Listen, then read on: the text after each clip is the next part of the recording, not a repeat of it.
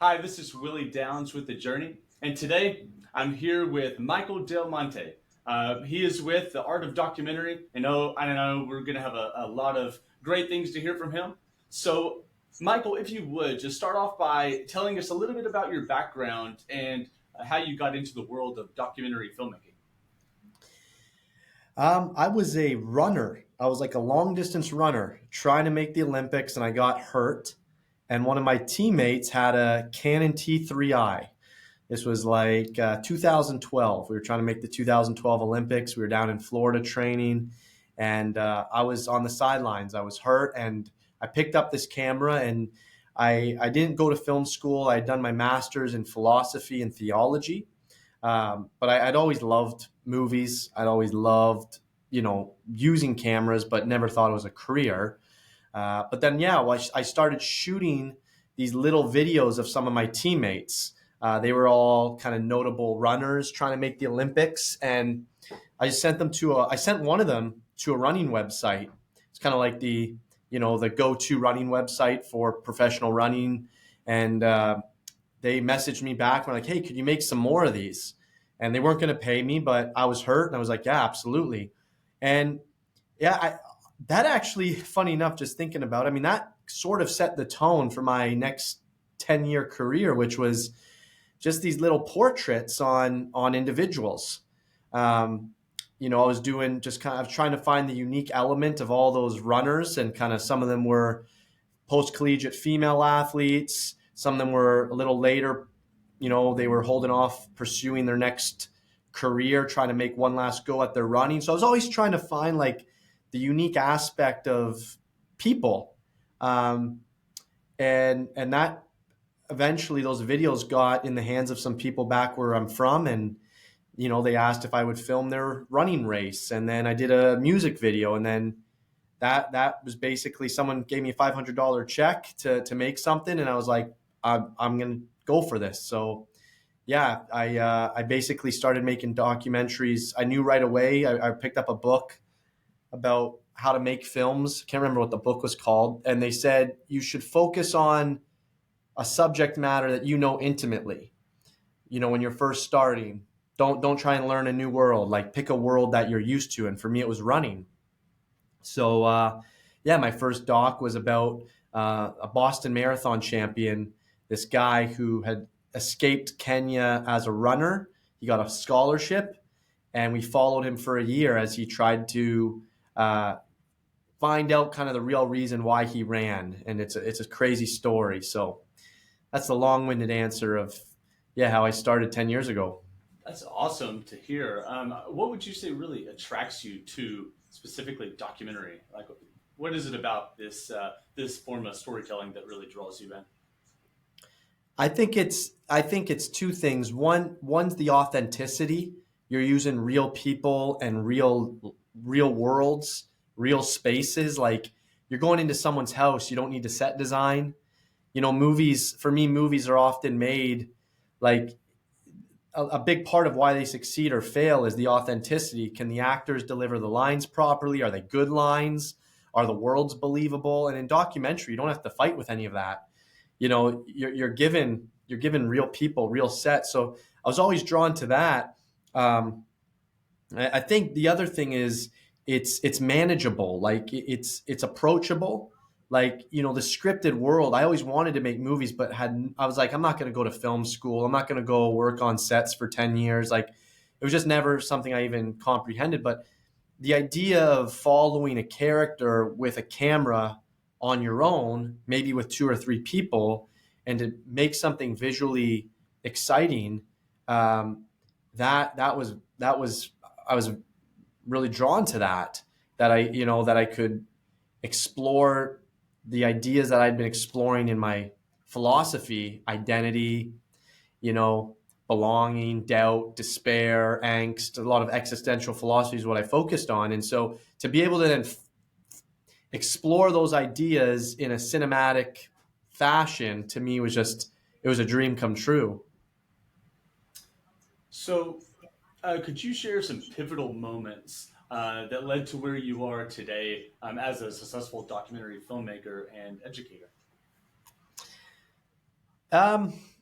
I think there's no shortage of failures and bad movies and bad commercials on your road to being a filmmaker. And I have more bad things than I probably have good things on my resume. But I think the few good things I made got noticed by whether it was exec producers, streamers. You know, you think you're making something and it's terrible, and then Netflix decides to license it, and you're like, oh, maybe this is pretty good, or it's not that bad. And then you're making something, it's really great, but no festival picks it up. But then, your favorite director, your idol director, watches it and says he loves it and wants to be an exec producer on it, then you're rejuvenated. So I think through my career, there's been a series of moments where you believe you've got a voice. You believe you see the world in a specific way, and that you can translate that into stories. But I think it does require to have some validation along the way. And so, yeah, having, my very first film, that running film I talked about, a very lucky set of events landed us in the office at the Kennedy Marshall Company. And when we walked in, the two posters on the wall were like the new Jurassic World and the new Jason Bourne film. Those are the films they were producing.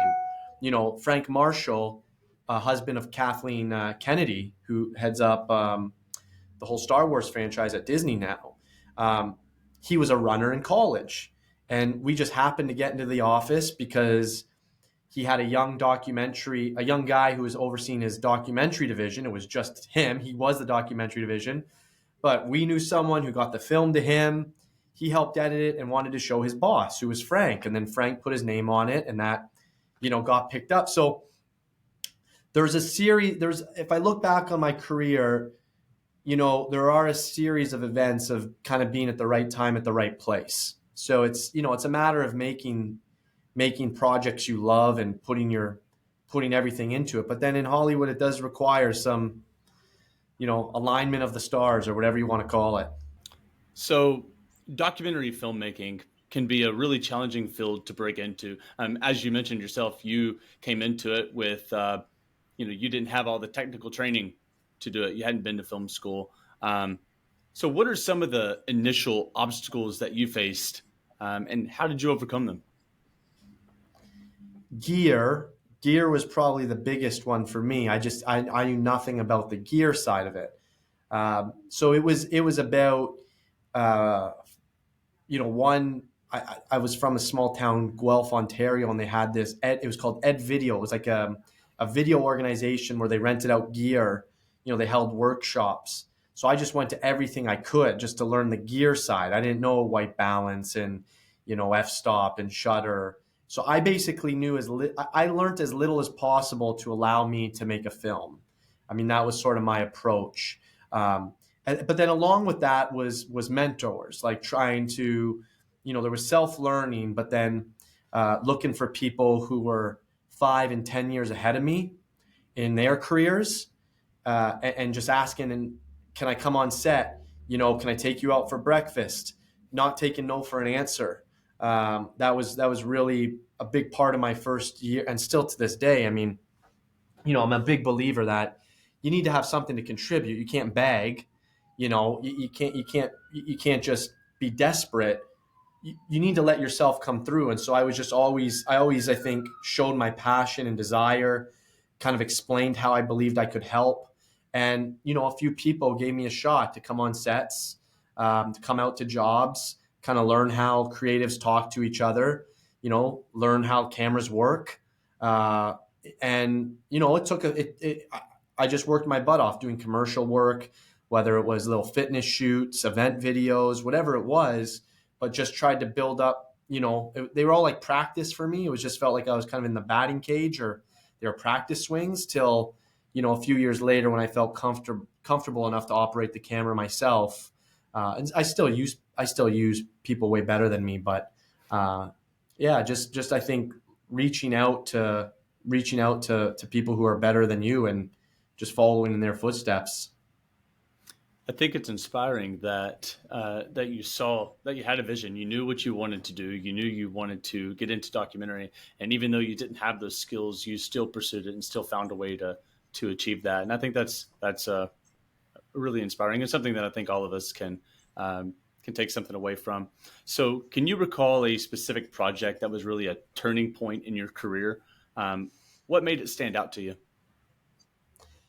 Well, I'd say my second feature, probably Transformer, um, it was commissioned by the CBC, which is our like Canadian Broadcast Corporation here in Canada. Um, that was my first time at the helm. I had an amazing crew, my producer, good friend Tad Munnings. I had other people around me supporting me, a great co-writer that I had looked up to for a long time, Sam Fussell. Um, but that was my first feature doc that I was directing and writing. That I was deciding the direction, where the cameras go, what themes were focused on, what aspects of the story. That I poured my blood, sweat, and tears into that. Struggling to make it the best it could be, and I think when that film did well, it won a number of audience awards at and best feature docs at places like Austin Film Festival and Hot Docs. Got a license by Netflix and many others. And I think that to me was a little bit of my, I guess you'd call it like your mojo moment, where it was like, I think I can do this. Like, I think that was 27, that was 5 years into my career, I should say. And I think prior to that, I loved doing it. You know, I loved making short docs and I loved working on video projects.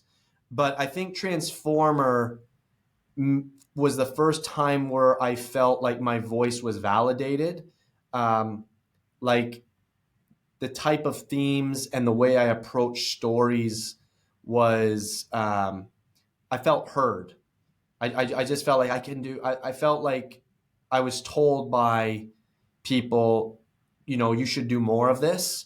And I think that was a real turning point for my next two feature films, and kind of where I'm seeing myself go these days is it takes time to kind of find your voice, and to be heard. I think you can have some self-confidence, self-belief early on, but being validated, not necessarily by critics, that might be part of it, but you need to eventually have people validate your work. You don't want to live in a delusional state where you only show your friends and family your rough cuts and think you're making great stuff. So I think having it accepted on a large scale, yeah, that was a big turning point. So let's talk a little bit about the art of documentary. So what prompted you to start? I know you're co-founder. So what prompted y'all to start the art of documentary online film school? And was there a particular gap in the education of aspiring documentary filmmakers that you wanted to address? Yeah, it was my partner and good friend Mark Bone. So it was his idea. He was running a YouTube channel for a couple years, and people were just saying, the online courses thing were starting to come out. This was 3 years ago, so this was September 2020. It was during the pandemic that we first launched, or August. So it was that summer when he was just like, hey, a lot of people are asking about this. I don't know how to make one, but he knew I did because I had worked with a number of online companies who produce these types of things. So I had a lot of experience in the marketing and creating. And I also at that point, had made 4 feature documentaries. Mark was an amazing director. He had done some shorts, but hadn't done a feature yet. So, it was a bit of a strategic alignment where he had his directing experience working with big brands, and having his YouTube channel, and then me having the knowledge on how to make the course, and then also having, all those feature film experiences, that it just made sense. We decided let's do it. But I'll say, when we made AOD, the idea was just to make a course to make some money during the pandemic.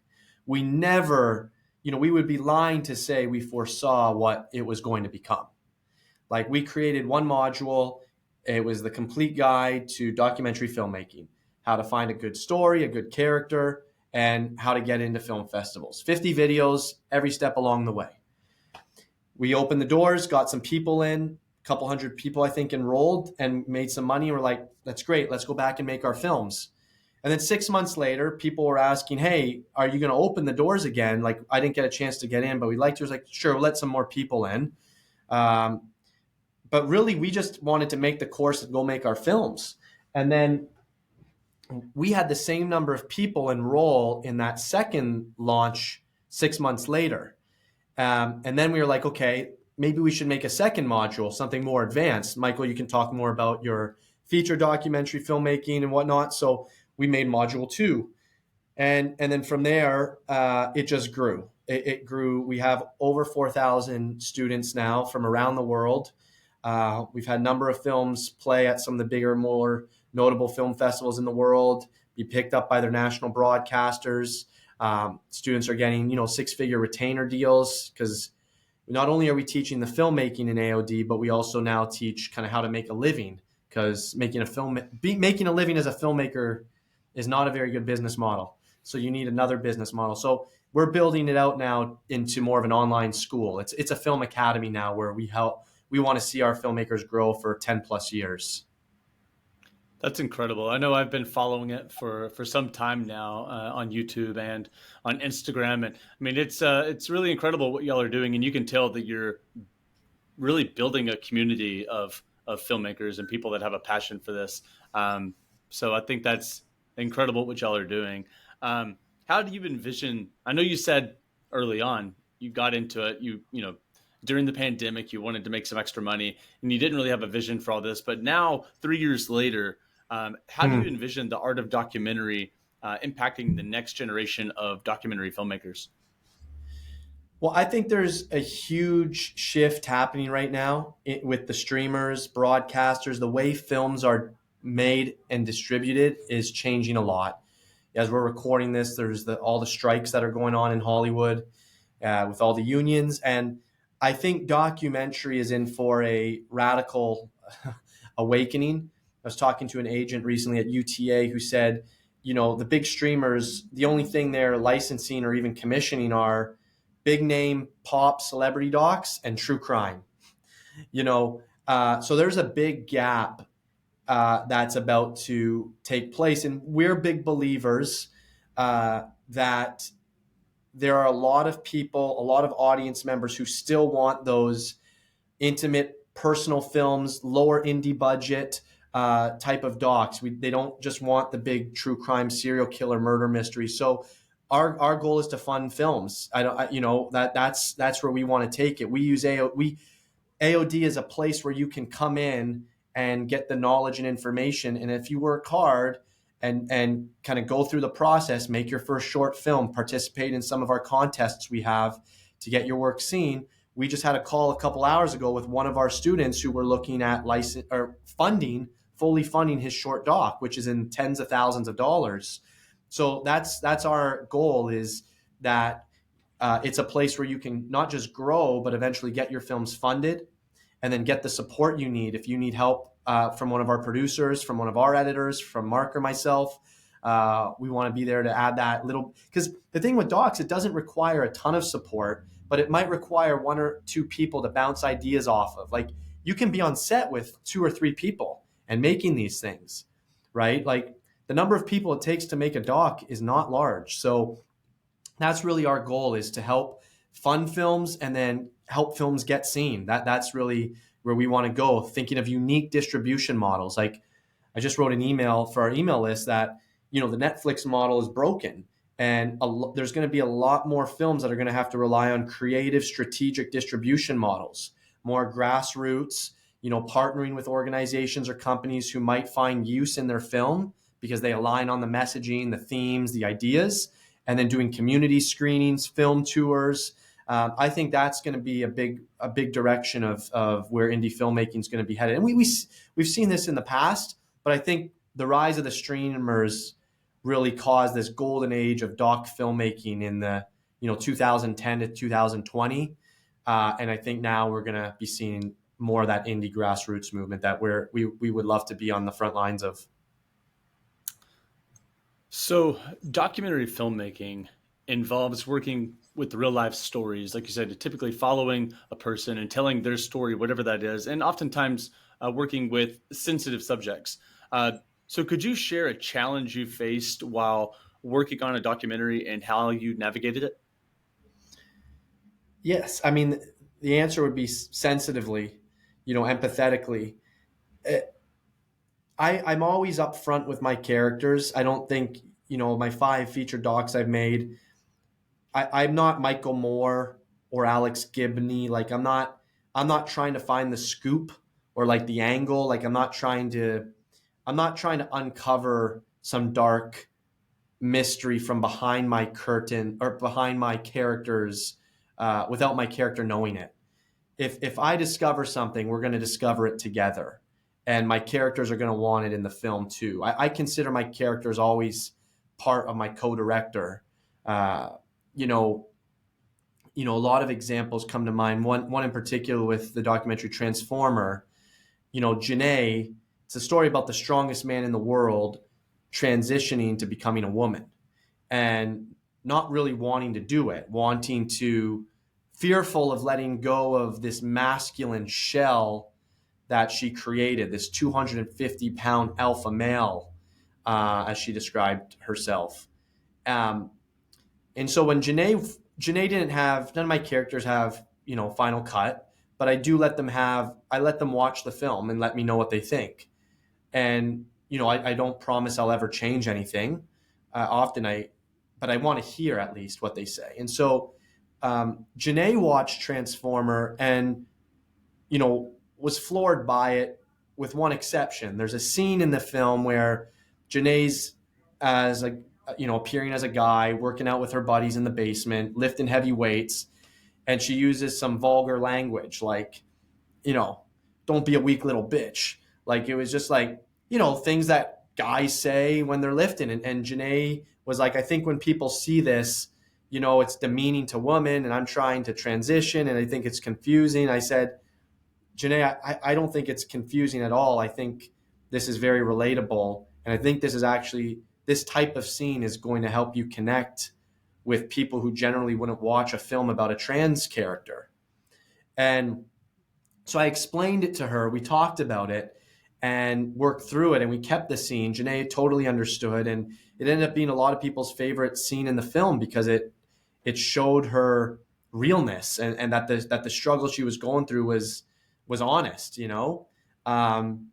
So yeah, there's a lot of examples like that where you know I'm never trying to sugarcoat things, but you got to show you got to things aren't black and white. And so I try to make sure the characters understand that while we're making these films, we've got to see the darkness too. And so, yeah, all that to say is I think the best approach that I tell my students when they ask this type of question is you've got to be honest up front. Like tell them what type of film you're making so there's no, they don't feel like they've been, sabotaged along the way or they feel like they've lost faith in you. So, balancing creative vision with logistical and budgetary constraints can be tough. How do you approach such challenges? That's my favorite. That's my favorite part. One of my favorite parts of filmmaking. In our advanced documentary course, we have something called feedback hours, and that's exactly what we do. Is we try to come up with a creative process, a filmmaking process for each film, right? So you got to look at the parameters when you're trying to think of budget and creative. For me, it's those are really what can define the style of your film. And you look at Christopher Nolan's first film, Following, right? I think it was $6,000. Robert Rodriguez's El Mariachi, same type of budget. Like when you have a small budget, it just forces you to make film specific production choices. You have to film on weekends, or you have to film over a 4-day period, or you can only use one camera. You can't afford 2 cameras. You might need to edit, So I think to me that is a lot of the fun that comes with. Sorry, I'm just going to turn my notifications off. Um, that to me is a lot of the fun of filmmaking, is looking at what are the budget restraints and then thinking about how can we be as creative as possible to play within the lines, you know? And so, yeah, for something like Transformer, we had a bigger budget. Um, it was a healthy documentary budget. And so, my producer Tad, I'd give him my vision and he'd say, okay, we can probably go down and shoot 3 or 4 days a month for the next 8 months. It's like, okay, perfect. So let's think about what that looks like each month. Janae and I start talking, and Janae, what do you have going on this month? Oh, you're going to see your sons are coming over. You're going on this canoe ride. Oh, you're going to visit some friends in California. You're going to, we look at the different things that are telling her story and just try to think about what choices do we want to make?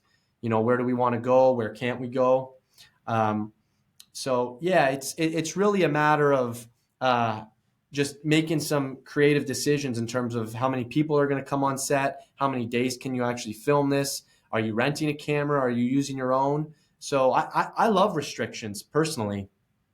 I I find it very liberating because, we were just talking to a DP before this call, a cinematographer, and he was like, he hates having 8 lenses on set because he hates debating with the director. Should we use the 80 or the 85? It's like, give me a wide, medium, and tight. We got 3 lenses and let's just go and make the film. And that to me is how I like to approach, the creative constraints as well. It's just give me a few parameters and I'll figure out a way to maneuver through it. Yeah, something I thought about as you were talking there is, I think a lot of times when people are, they know they have this idea of a documentary film, or maybe it's not documentary, just a film in general that they want to do, and but they get hung up on the equipment or the budget, and that they don't have all the right gear. And I've heard it said plenty of times, when you're starting out, if all you have is an iPhone, but you have a story, get out there and use what you have. Like, don't not do it because you don't have the gear that you think you need.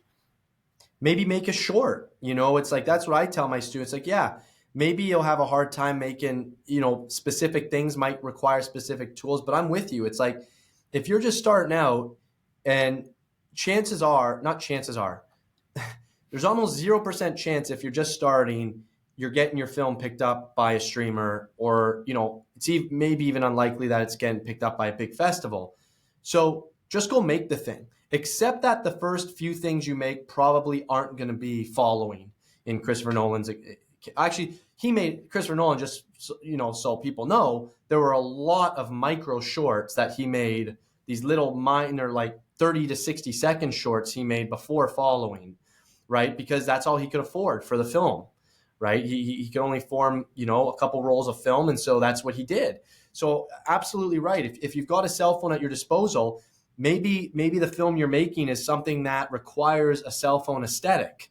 Maybe it's a bike courier, maybe it's a bouncer in a bar, maybe it's something where having a cell phone makes sense. Maybe it's like some type of, you look at like the Blair Witch Project and the Paranormal Activity films. Like, you can approach it the same way films approach it. Like, approach your docs with the same mentality. Just take an indie filmmaking approach.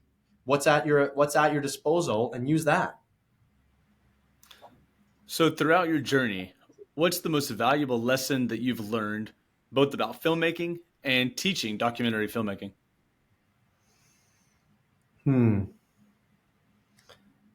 Well, the most valuable thing I've learned, that's a hard question.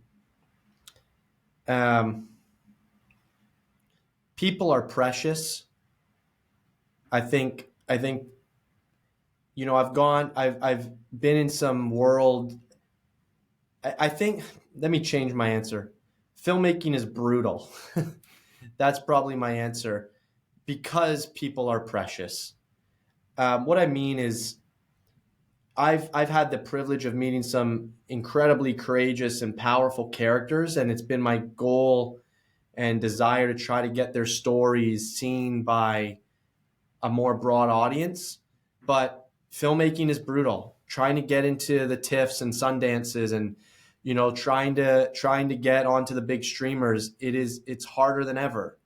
and so you can pour your heart and soul into these things, um, and and be left pretty gutted when it doesn't reach where you want it to. So I guess the thing I've learned from that is you need to have a plan. You need to have a plan with your film. It's like raising a kid. You don't accidentally raise a good child. I've got 2 kids, and my wife and I are just learning this. Like, a kid's not accidentally going to raise themselves into being a good human. That's all the intention of the parents. You know, friends and family, school, sure, there's other factors, but it's the parents. It's the parents who are with the kid all the time who are going to dictate the future, are going to have a strong influence on the future of that child.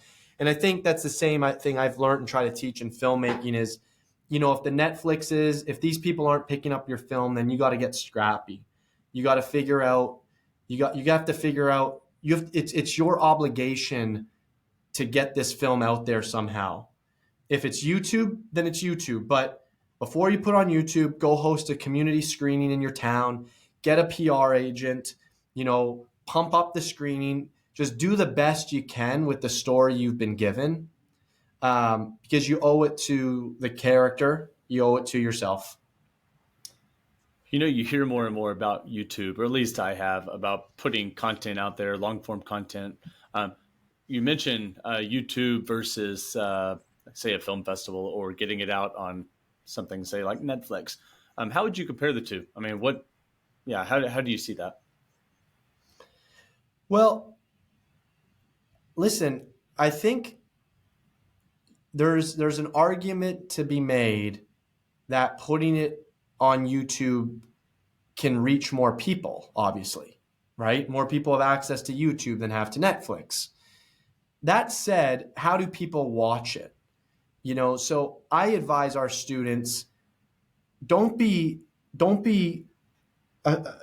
ashamed if your film has to go onto YouTube, especially your first couple films. But let's at least go through the process to get on into some of the festivals, because that just adds some credibility. I think the process for me, for a lot of filmmakers, should be make your film, try to get it seen in some festivals, try to get some reviews written up by it, try to get the critics to watch it, get some hard opinions on it. That's helpful for your career. Hire a PR agent for $500, $1,000, whatever, to try to get some press, get a little buzz, get you on some podcasts, some radio stations, something. And then if it can't land a home in one of the big streamers, then I think put it on YouTube and let it be seen. Put the laurels on your thumbnail, do a good write-up.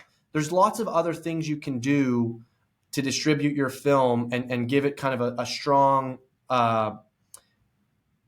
credibility, as opposed to just making it and aimlessly putting up there. It's probably not going to do much. So, yeah, I mean, listen, I've had 2 films licensed by Netflix, and then after the 5-year license agreement's done, they're off, right? And I always consider Netflix a little bit of a graveyard for films, because, you go through the movies there just like you go through a cemetery. It's like, unless it has some shocking information, you don't really stop and read the gravestone. If it's, a young child, or, some profound words written on it, you just kind of walk through the cemetery. And Netflix is kind of the same. It's like, it's got to grab you with either, that star actor on it, or it's some crazy story you heard about in the news, some true crime or something. It isn't as good as people might think to have your film on Netflix. It might not get seen by as many people. And so I think that's always something to consider is, they're not going to do a great job taking care of your film. They're curating it and putting it up there with 10,000 others, but they're not doing anything else with it. So there's more interesting things you can do with your films, I think, that people need to start exploring. It's a very interesting perspective. So documentaries often require building trust and rapport with subjects. How do you approach this aspect, and what advice do you give to your students? I always tell them to leave the camera in the car, so to speak. Don't bring the camera to the first visit with a character. My first interaction with Wesley of the documentary Transcend was in a bathroom. We were peeing side by side, and I just started talking to him. Said, "Hey, I know your wife. I used to run with her in high school. Congrats on winning the Boston Marathon." And I introduced myself, and then say, I'd love to film something with you. You know, I have this idea actually I've been thinking about. You know, I know you're a strong Christian, and I notice a lot of long distance runners like put their hands up to the heavens when they finish their races. And no one's ever made a film about that. I thought that's interesting. And he's like, who's this guy? You know, peeing side by side. But we were just talking without me interviewing him. I was just kind of getting to know him, saying who I was and my idea. And then a little later in the night, we were at a track meet. He came and he said, "Hey, you should come out to our house and we should film something." And then I went and we did a little, you know, made a little sizzle to get funding for the project. But all my films, his name is Ray, same thing. It was about a homeless guy and Transformer. I always meet my characters without a camera first. I find the longer you're able, you don't need to do it for weeks, but if you can spend that time just getting to know one another, getting on the same page. Are we going full blown here? Like, are we showing everything? Like, you know, getting comfortable with the language and the thing we're creating. Like, I just think that sets the tone much better than, "Hi, I'd like to make a documentary about you. Can you please sign this form?" You know, coming in as a business. I approach it as dating. It's like, before you marry the person, you got to go on a bunch of dates. And so that's kind of what I tell my students is date them for a while before you want to, you know, get into bed with them. And because you might not, you know, it might not be the right it might not be the right story for you to tell. It might not be the right time for you to tell it. So you got to talk to them without the camera first. That's solid advice. So continuing down that, for someone just starting out in documentary filmmaking, what fundamental advice would you offer to set them on the right path? Watch a lot of films. I'd say a couple things. One would be you've got to pick the right character, or we say in AOD that, you know, there's a difference between a topic and a story. It's good to have a topic and kind of a world you want to explore, an idea you want to explore, but you need people to obviously explore that topic through. Even if it's a topical film, there's still talking heads. You know, you have to pick what expert's going to be talking on social media, or what expert's talking on depression, or whatever your topic is. You need characters to tell that story. So for me, it's the same process they go through in Hollywood with finding actors. You know, there's a lengthy casting process, you know, finding that right actor. And I think documentaries is kind of similar. I'd say you don't need to overthink it, but I also wouldn't underthink it. I would cautiously look for somebody who really seems to be wrestling with a question in their life, a challenge. Maybe they're trying to climb a mountain or win a race or open a business. They're trying to do something. They've got some conflict in their life they're trying to overcome, and they're passionate and you really feel like they're all in. That's my advice for finding kind of where to start is you need a character who's all in. It's just going to make it much more interesting. You don't want to make it about someone who's, you know, blasé about life and just, you know, is on social media half the day and then kind of thinks about their business. It's like, you want that, you know, I think of the great documentary, American Movie, and about a filmmaker trying to make his film. And it's just like, the guy is so desperate to make his film. He's going to his uncle to raise some more money. He's going, you know, putting up posters. Like, he lives and breathes getting this great, he wants to make the great American movie, and he's trying to get it completed. And he just makes for the most fascinating documentary character. You look at Hoop Dreams, you know, these athletes trying to, these high school athletes, and their whole dream is to use their basketball to get them to college and then get them to the NBA. And the filmmakers, you know, were wise in the characters they picked. They picked young men who were, they could just tell these guys are all in. They're not going to even if they don't make it to the end goal, they're not going to be disappointing to watch. I think that's a big thing is your character they don't need to make it to the end goal, but they need to be fascinating to watch and spend time with. Fantastic advice. So to close, are there any upcoming projects or developments with the art of documentary that you're excited to share? Yeah, we're opening a new course. We're doing a cinematography course. I'm not teaching it. I'm okay cinematographer, but I'm not an expert. So we brought in a bunch of guest instructors, DPs, cinematographers from the industry who are going to be teaching that course. We're going to come out with that. We're coming out with that September 2023. So yeah, that's our 5th course now. We've got cinematography, editing, business, and then 2 documentary courses.